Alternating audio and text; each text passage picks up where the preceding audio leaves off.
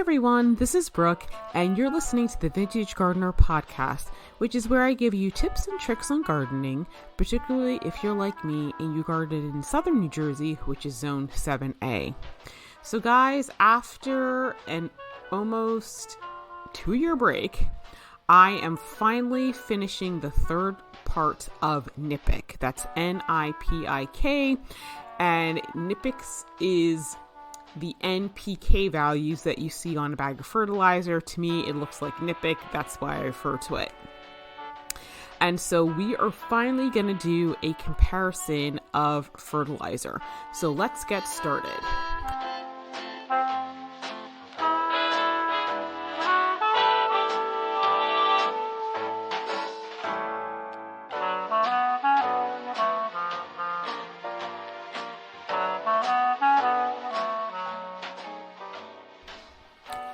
So guys, it's summer, the plants are off to a great start, and now it's time to fertilize. And so I know that in the past, a lot of people have asked me about what type of fertilizer I used and, how often you should apply that. So this is what we're going to be talking about today. So now, if you guys are not familiar with the first two podcasts called NiPiK 1 and NiPiK 2, I'm just going to give you guys a brief summary. I think they're still on Apple podcast platform, iTunes, and maybe on Spotify. I changed hosts, so I don't know if it all got pulled over. I did do 2 video podcasts of NiPiK and NiPiK 1, and they're definitely on YouTube under the playlist section called podcast if you would like to go back and watch them. But I'm just going to give you guys a brief summary as to what those episodes were about.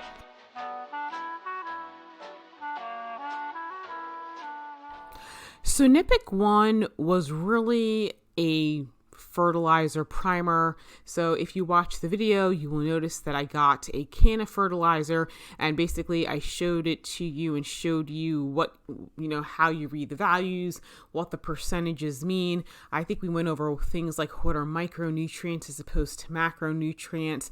And like I said, it was just a basic, this is what fertilizer does. This is how it actually works. Now, NiPiK 2 was a little bit different. I did a deeper exploration into fertilizer. Specifically, I did the pros and cons of organic versus inorganic fertilizer.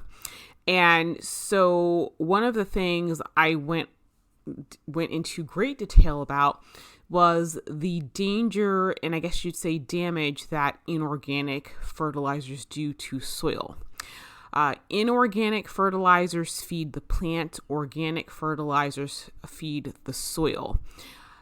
Inorganic fertilizers do have quick effect, but over time, they slowly destroy your soil. They make it more, they make it toxic because there is what's known, part of the process of fertilizing, or using inorganic fertilizer, is that it creates salts, which do build up, and it makes your soil infertile.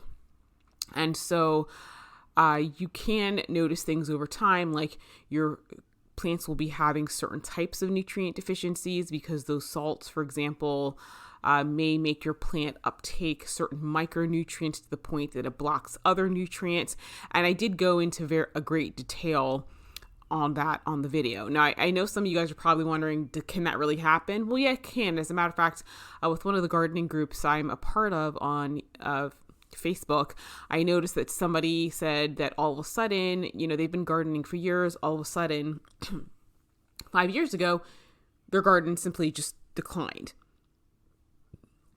And they weren't sure why.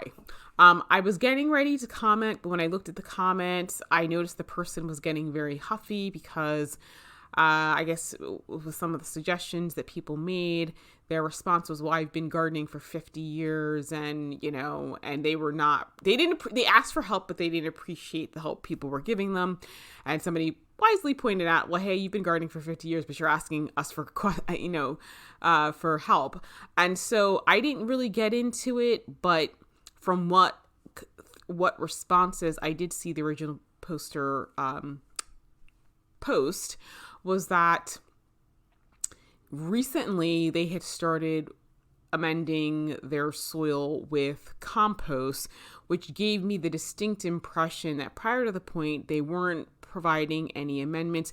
And I'd be willing to bet a great deal of money that had I inquired into their fertilization, I am sure that they probably have been using Miracle-Gro, because unfortunately, I do know a lot of people who've been gardening for a really long time who like to swear by Miracle-Gro, and it does work. But the bottom line is, if you stop using the Miracle-Gro, you will have no growth, because you've destroyed your soil. So that to me was the only explanation as to why all of a sudden 5 years ago, her garden just declined and kept declining to the point that she was in real trouble and couldn't understand why basically her flowers and plants just dwindled to nothing. I know a lot of people recommended that she get a soil test, and that's a good place to start, because she's probably going to have to resuscitate her soil. So in today's episode, I'm going to be talking to you about organic fertilizers, because that's pretty much what I use. Are there occasions where I may use something synthetic? Yes, I try to use things that are organic or organic based. Like, for example, a liquid gold, Master Nursery's liquid gold fertilizer is a fish emulsion base. It does have other synthetic ingredients in it, but I mean, you can tell when you open it, it smells of fish fertilizer. But it's mostly organic, so I don't feel bad about using that. If you have to use inorganics for whatever reason, maybe you just have a problem that you're trying to get like a quick turnaround because you don't want to lose the plant. That's fine, but just minimize how often you use it. Use it for the time necessary and then stop. I'm not going to bash on people who use inorganic, but once again, just understand that it does come with it does have long-term effect. There are some costs. And so if you need it, sometimes that's fine, but I personally would not make a huge habit of it for that reason. So the first thing I do when I'm talking about or thinking about what type of fertilizer to use is I consider time and lifestyle constraints.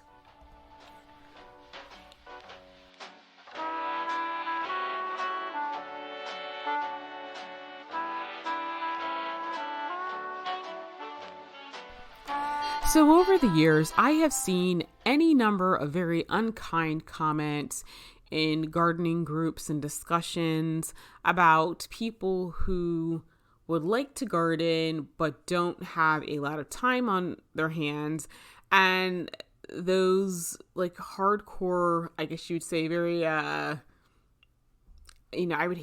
don't even want to say right wing, but there's just some people on there who just take the position, well, if you can't devote X amount of time to your garden per year, then you don't even waste your time doing it. And I don't take that position. I think everybody could garden. I think you just have to find a way that makes sense for you. And so, I am a very busy person. I am a busy trial attorney. So although I would like to be able to do things like, mix up fertilizer on a weekly or bi-weekly basis, although, I would like to be able to spend 2 hours a day weeding, which I cannot do. I just don't have the time. Some things do get a little bit behind. Like right now, I'm a little bit behind on weeding my gravel walkway, and it's fine. Eventually I'll get there and I'll get it done and everything will go back to look nice. So when I garden, I try to set things up so that as many things are automated as possible, or if I have to do something, I can do it fewer times during the season, so that because it's just a function of time for me. The second thing you have to look at is finances. Now, I understand that because I'm an attorney, although I'm not a wealthy attorney, I certainly understand that I have more disposable income than other people. But once again, I still have a budget. I still have to do things like, pay a mortgage, buy the astronomical groceries that are in the store at this point, and things like that. So I can't just go out and spend like, $1,500 on, per season on fertilizer, on getting different types of fertilizers. So the thing, for me, I'm looking for something that, number one, requires fewer applications, and number two, is more cost effective. So if I can, for example, find one fertilizer that takes care of all the types of plants, then yeah, that's what I'm going to go for. And so that's what I do. One of the things you have to remember when it comes to the fertilizer companies, especially the organic companies, is that, when you're listening to their taglines, they just want to make the world a better place. They want to just do wonderful things for the environment. And I'm sure part of that is true, but just remember something. They are a business. So the bottom line is their bottom line. So they will come up with 17 different formulas of practically the same thing if it means that they will get your money. So just keep that in mind before you start plunking down and buying 50 bajillion types of fertilizers in a single growing season. Okay, so today's episode, we're going to be talking about the three bigger organic brands, Espoma, Jobs, and Dr. Earth, because these, to me, these are companies that are nationally available. Either you can buy them in big box stores or you can get them online fairly easily.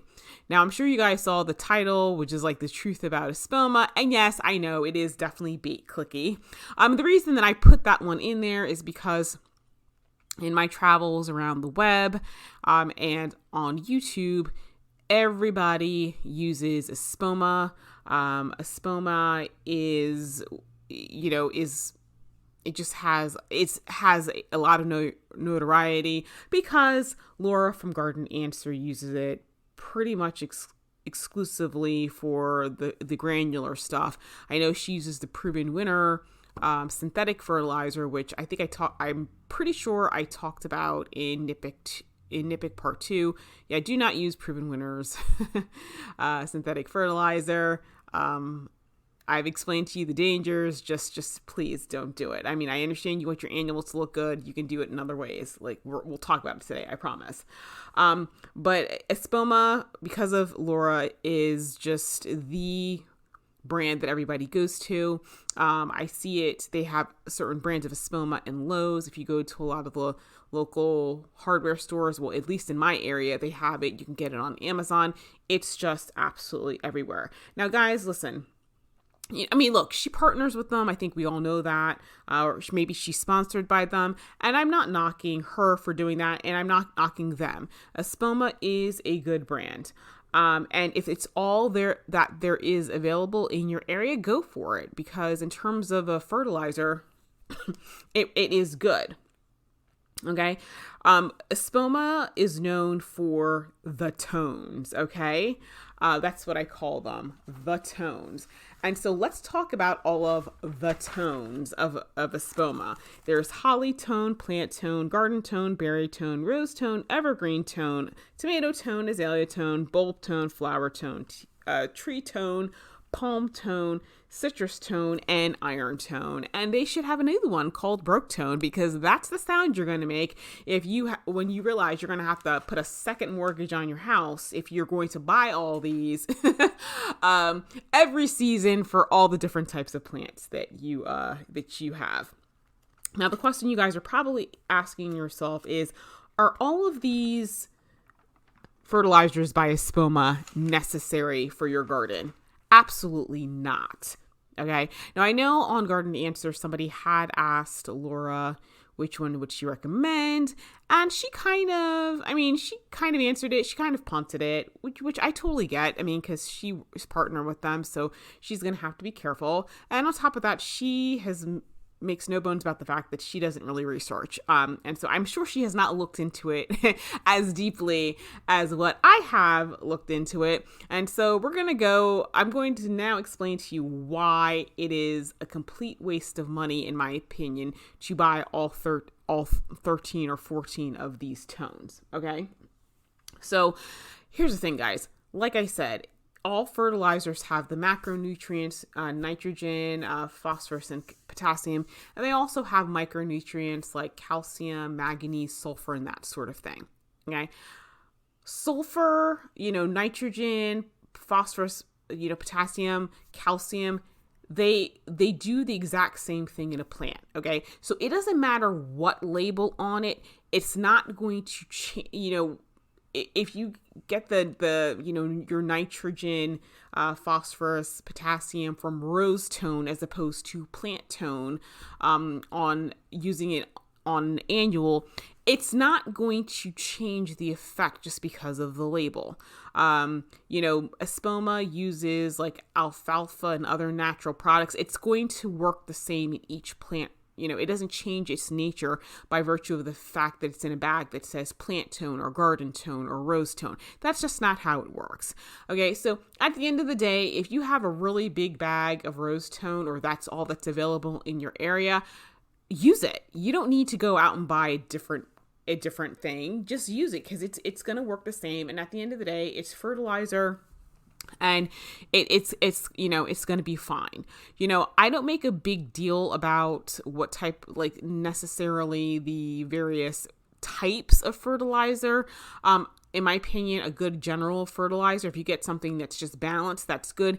Now, if you notice you're having specific issues with specific plants, then at that point, I would get a specific fertilizer.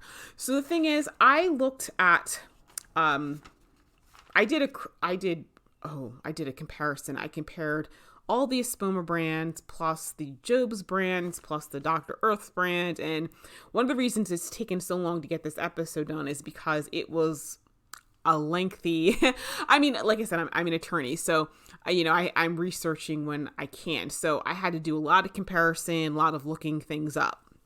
So here's the thing.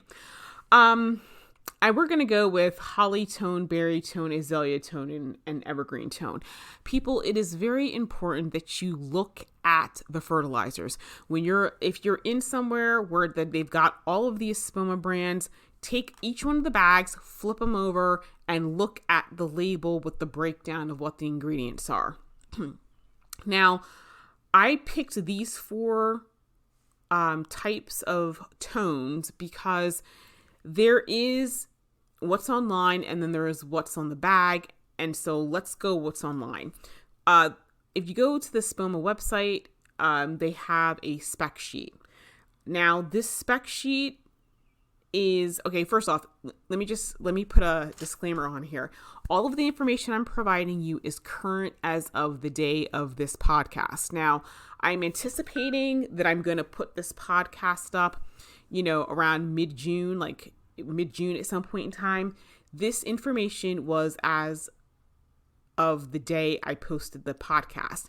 And I'm saying that because I know with podcasts, it's evergreen content. Years down the road, somebody may decide to go back and listen to this podcast and look at online and say, my gosh, why did she post that? None of this stuff was true. Well, as of, June of 2022, when I posted this episode, I did go back and look at a couple of things and it's current as of then. So I just want you to know. And of course, if Espoma or Dr. Earth or Job listens to my podcast, maybe they may make changes to the website because I pointed out these things. So I'm just fair warning. Okay. So with holly-tone, berry-tone, azalea-tone, and evergreen-tone, if you look at the spec sheets on Espoma's website, they are identical. Okay. And just so you know, I actually did screen captures of each of the labels, put them side by side and go down them line by line. Okay. When it comes to the NiPiK, they are all 434. They have 5, the calcium number is 5, the manganese number is 1, the sulfur number is 5, and they have 6 bacteria, the soil microbes, and they're all identical. Okay. And so these 4, according to the spec sheets, they're identical. They just have different labels on them. So that to me was a little bit concerning because I'm just like, gee, you mean you just package them in different labels? And based upon the spec sheet online, that's what it appears they did. Now, there's what's in the store. Now, Berry-tone of the 4 that I just mentioned was the last to come out. Now, I wasn't able to verify Evergreen-tone because in my local garden centers, nobody had Evergreen-tone. So I could not do an in-store analysis. But I can tell you that with Holly-tone and Azalea-tone, because I think those are definitely the older of the two. Recently, when I looked at the Azalea-tone, I noticed that it still had the 434. The only difference that I saw was that when it came to the soil bacteria, the soil microbes, the good stuff that you want in your soil, they only listed 3 of the 6 bacteria that are listed in Holly-tone. Now, when Berry-tone came out, I did get a small bag of that, and I compared it to the Azalea-tone bag that I had, and I think I did this analysis back in 2020. And the one thing I noticed is that in 2020 with the Berry-tone bag was the same as the Azalea-tone bag. So basically, it only had 3 of the 6 microbes. Now, back in 2021, because I was considering doing this video back then, when I went and got, I actually went to the local hardware store and I grabbed Holly-tone, Berry-tone, and Azalea-tone, and once again, put the bags side by side, and they were more differentiated. So the Holly-tone still reads the exact same way. The Azalea-tone had only 3 of the microbes, and the Berry-tone, the thing that was different about the Berry-tone was that the sulfur amount was lower. And once again, it had 3 of the 6 bacteria. Like I said, Evergreen-tone, I wasn't able to verify. But at the end of the day, I don't understand why that is, what's going on there. If you're listening to this podcast close in time to when I post it, you can look and see for yourself what I mean when I'm talking about the spec sheets online. But to me, there is no, in my opinion, there is no significant difference between these four types of fertilizers. So would I buy each one of these? No. I mean, most of the time people sell Holly-tone in the really big bags. Get Holly-tone. You can use it for all 3 because they're not different enough. Azaleas and hollies like acid, or they're acid-loving plants. Blueberries, which was kind of interesting to me because of the Berry-tone, they're like, oh, good for blueberries. Well, blueberries are acid-loving. And if you look at other brands of fertilizer, typically they have an acid-loving formula, and they have on there hollies, azaleas, rhododendrons, camellias, blueberries, because that's what they like. So I would not buy all of these 4. These, like I said, there's no significant difference. So if unfortunately you bought all 4, I'm terribly sorry, but this is why you need to actually turn those bags over and look at them. Now, the other one that is something that's kind of similar that you may want to look at is a garden-tone and tomato-tone. Now, the NiPiK values are different. So garden-tone is 344. Tomato-tone is 346. So the tomato-tone definitely has a lot more potassium in it, and potassium is for overall health. The thing that's different, if you look a little bit lower on, really is the calcium value. So garden-tone has 5. The calcium value is 5. The tomato-tone has a calcium value of 8. So garden-tone is marketed specifically, they talk about vegetables, and of course tomato-tone, they're talking about using that for vegetable garden.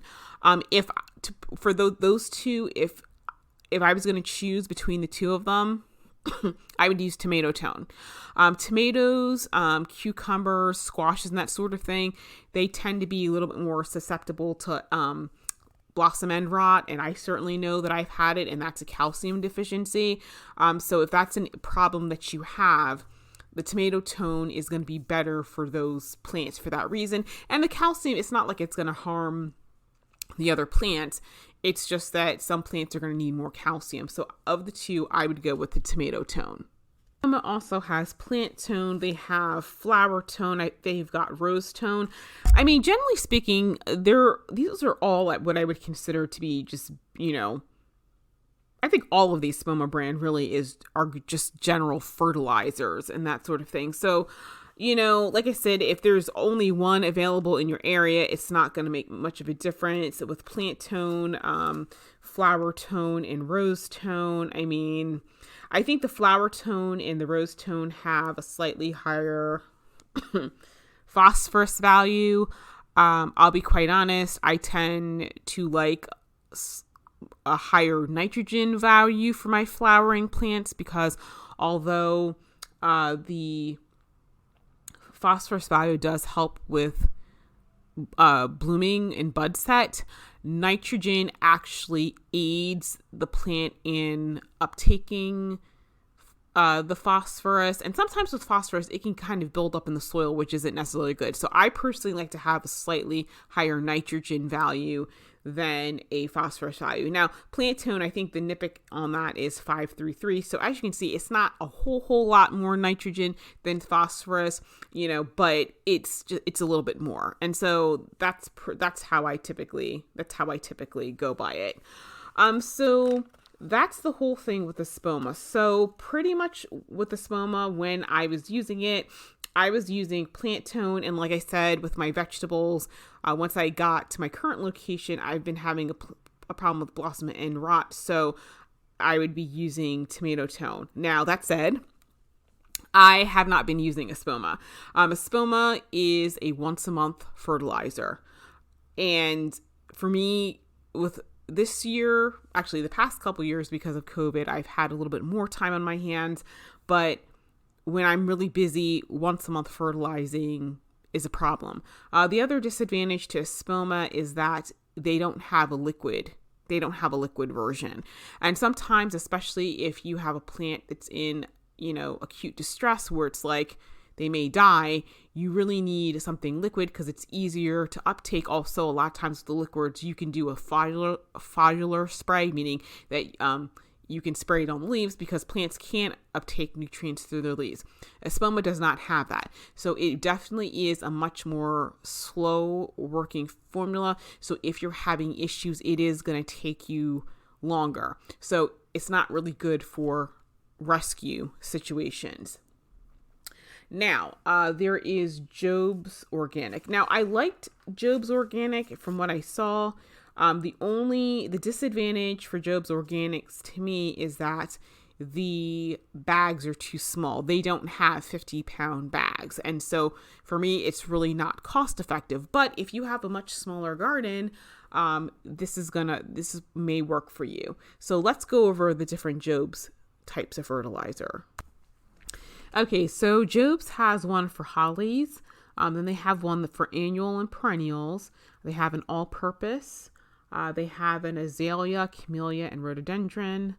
They have a bulb food. They have fast start, fruit and citrus, fruit and nut, palm, knockout roses, rose and flower. Then, of course, they have herbs. They have tomato and veggies. And then they have like single ingredient formulas, like, for example, blood meal and bone meal and that sort of thing.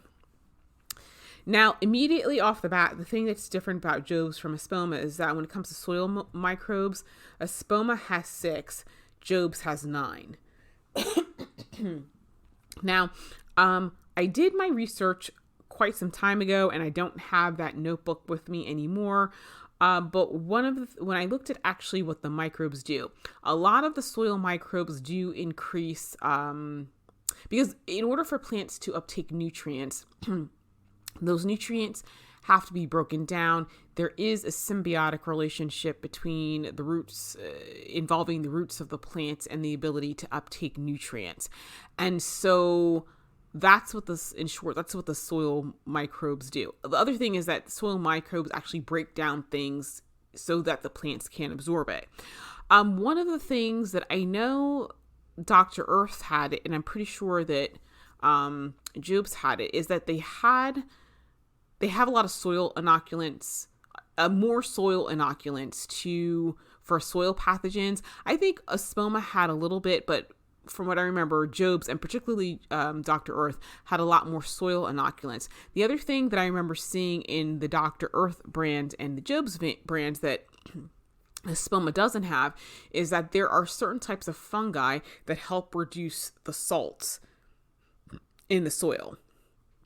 So if, for example, you've been using Miracle-Gro for 10 years and now you're realizing that you need to rehabilitate your soil, from what I remember, the Jobs brand, I think they have like one or two, maybe one or so of these types of soil fungi. Dr. Earth has more of them. But that was the thing that I thought was really interesting, is that they had more soil inoculants, more things to help, condition and rehabilitate your soil.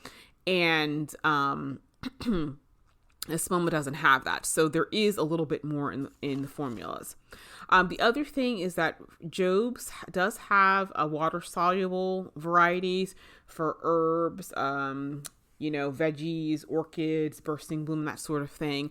The liquid versions don't have any micronutrients in them.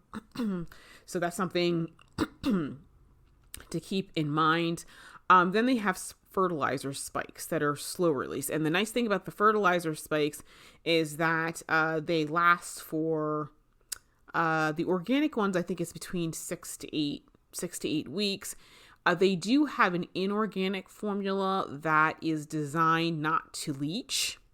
Those actually last for 3 full months. So, yes, because leaching is another issue. And I should have mentioned that earlier. In NiPiK 2, one of the things that I talked about was that with the inorganic formulas, because they leach, a lot of times they end up in the waterways and they create a lot of other issues. So this inorganic fertilizer stick by Jobs is designed not to do that. So that's just something to keep in mind. So maybe you might need, or for example, maybe all that's available to you is the inorganic spikes. At least you can be rest assured that now this is their claim. I haven't gone and measured the waterways, and I haven't seen any, research online, but according to them, they have designed them so that it doesn't leach beyond, the soil root, so it doesn't cause any issues.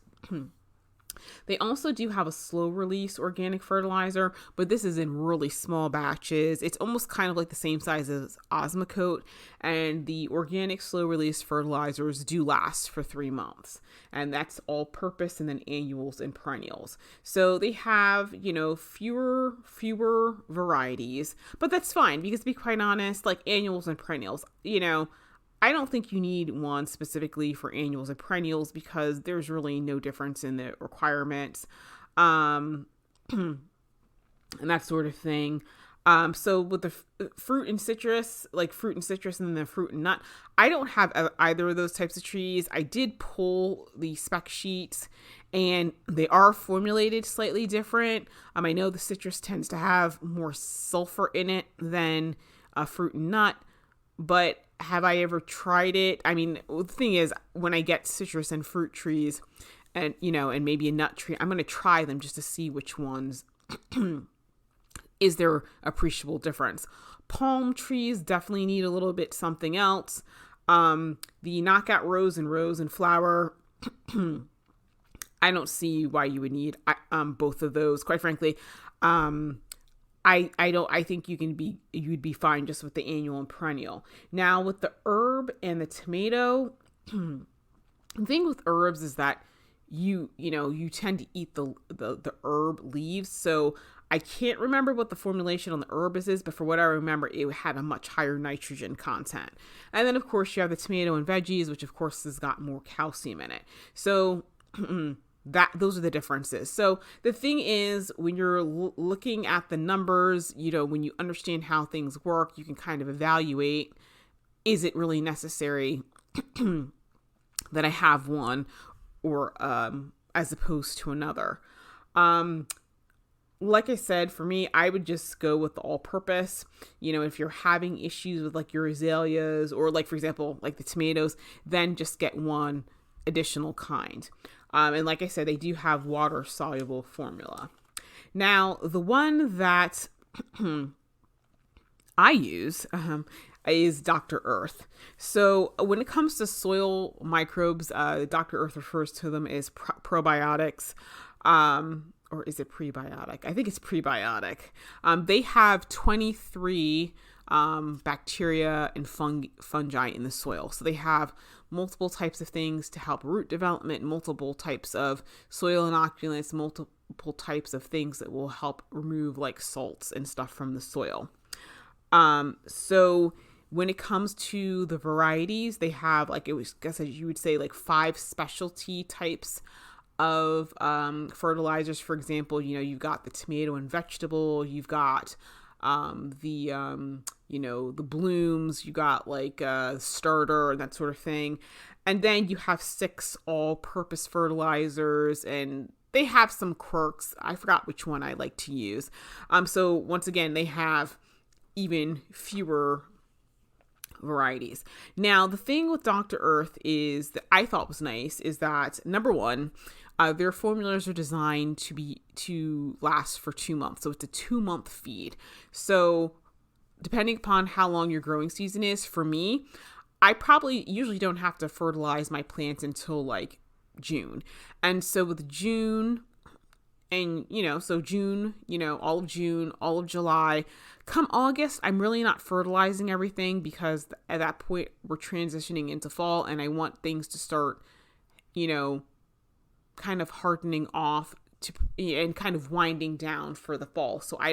So for me, it works for Dr. Earth because I only have to apply it once in an entire growing season. The other thing that I think is really nice about Dr. Earth that's different from Job's and Espoma is that you can make, although they do have liquid fertilizers and they have some that you can just attach to your hose, and they do have some that you can put in a hose and sprayer. So that part I did like. But the other thing about Dr. Earth is that you can make a compost tea from the granular stuff. So basically you're going to put a certain amount of granular into a bucket and fill it like a 5-gallon bucket, fill it with water and let it sit for like 24 hours. And then you can scoop it out and basically feed your plants. You could even put it in a spray bottle for a 5-liter feed. So I do like that because it's more versatile. So, if funds are an issue, which for a lot of people that is, we all have budgets, you can have one and get the benefits of a granular. Plus, if you have a situation where you need rescue liquid, fertilizer because you have a plant that's, in imminent danger of dying, you can give it, the liquid, you can make liquid. So it's just a one-stop shop. Now, Dr. Earth, of all the 3, Dr. Earth is definitely the most expensive, but, they got a lot more in it. And so I like the additional prebiotic stuff for my soil. So to me, it's worth it. And like I said, I only have to fertilize once an entire season. So once again, that's cutting down on time. My parterre garden is about 2,100 square feet. Then I've got the driveway beds, which is an additional like 600 square feet. Plus I have the sunset garden, which I'm going to be reworking. And then I do have a small, flower bed on the back of my house. So we're talking 3,000 square feet. So, trying to do that on a monthly basis would be difficult. And not to mention, I would need a lot of bags. So with Espoma, I would probably need maybe 3 bags, probably 3 bags. That would be 3 bags a month that I would have to use.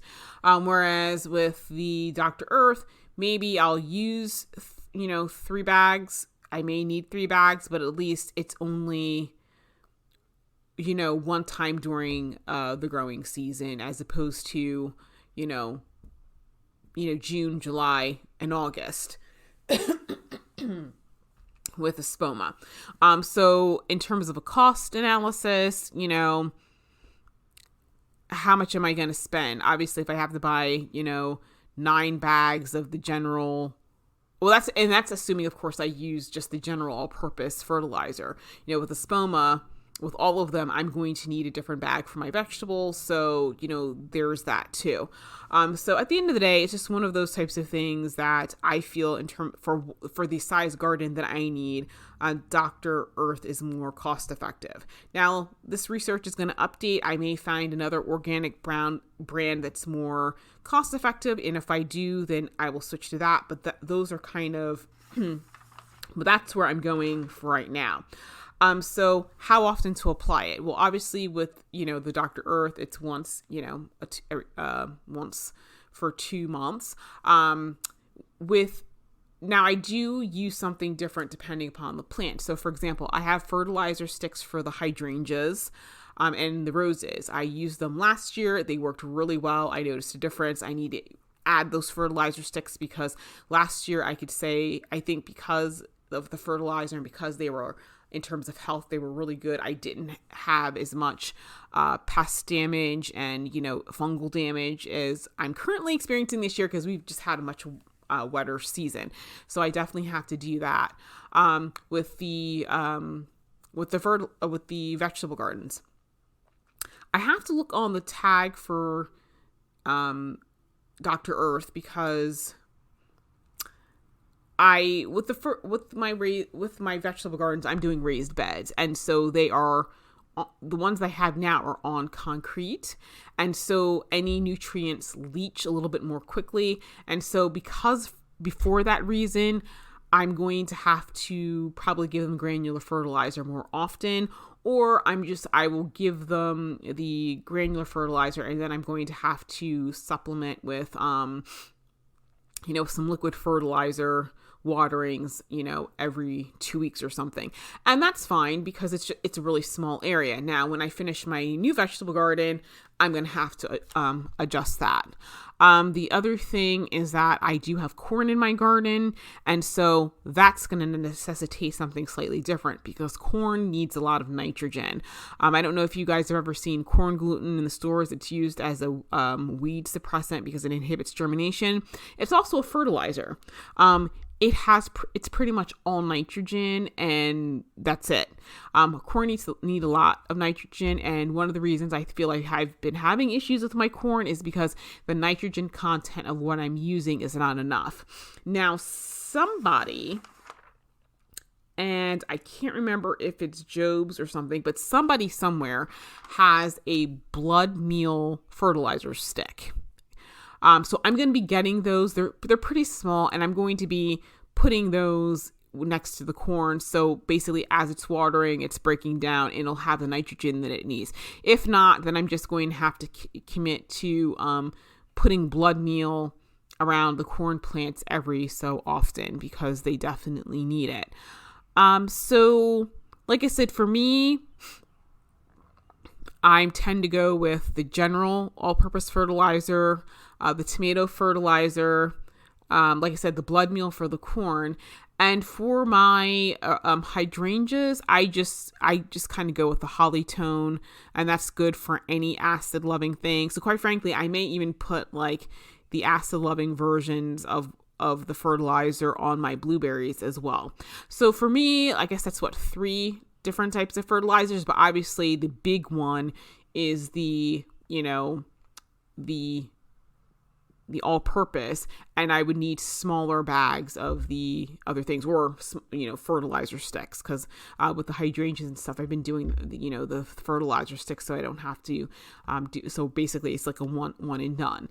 So that is how I do the fertilizer. So guys, I hope you found all of this useful and helpful, and I hope this helps you be more I would say frugal, but basically hopefully you don't feel now that you have to go out and spend a significant paycheck, a significant amounts of your paycheck on fertilizers. Just, do a comparison. of each of the brands. Even with the brands, just do a comparison and see what's really necessary.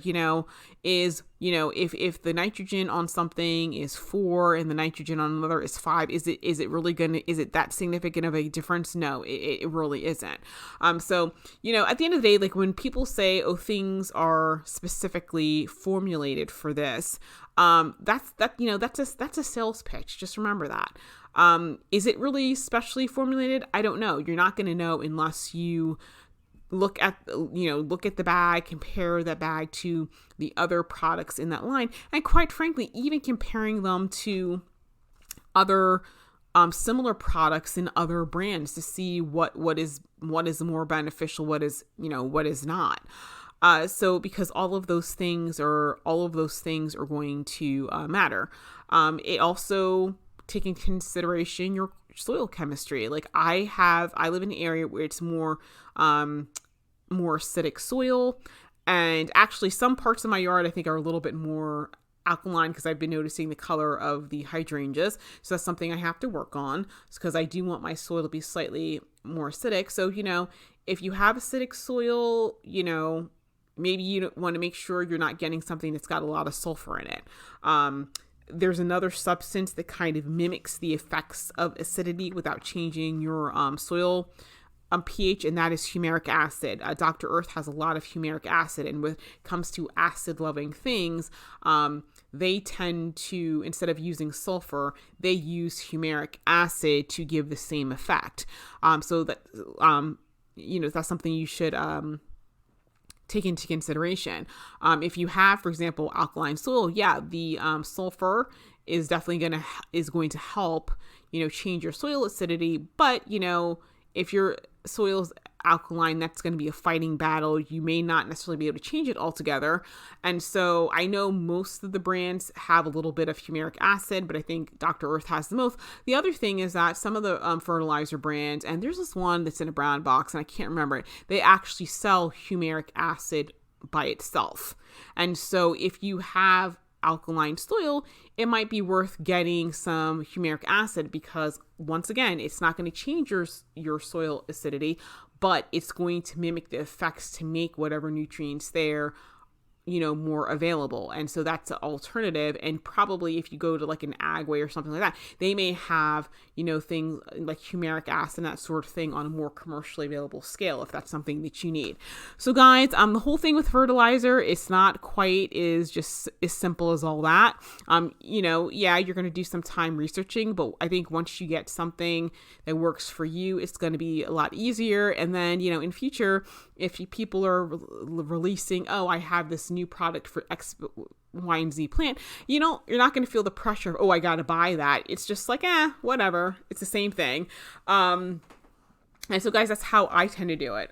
The other things I also use are blood meal and bone meal. When I do plant starting, I don't use Biotone. I like to use, mostly I do it in the fall months, but I like to use bone meal because it's exclusively phosphorus. It's all about root development, and I think it does really, really well.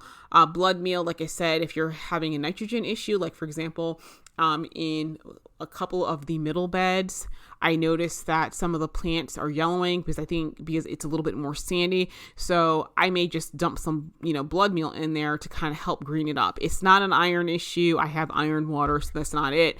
It's just in general nutrient deficiency, but nitrogen will help that green up. So it's just one of those things you kind of have to play around with it. But like I said, I don't necessarily keep everything in stock. Most of the time it's just an all-purpose fertilizer. But like I said, if problems come up, then I'll go get a small bag of something else. And I think that's a much more cost-effective way to do that.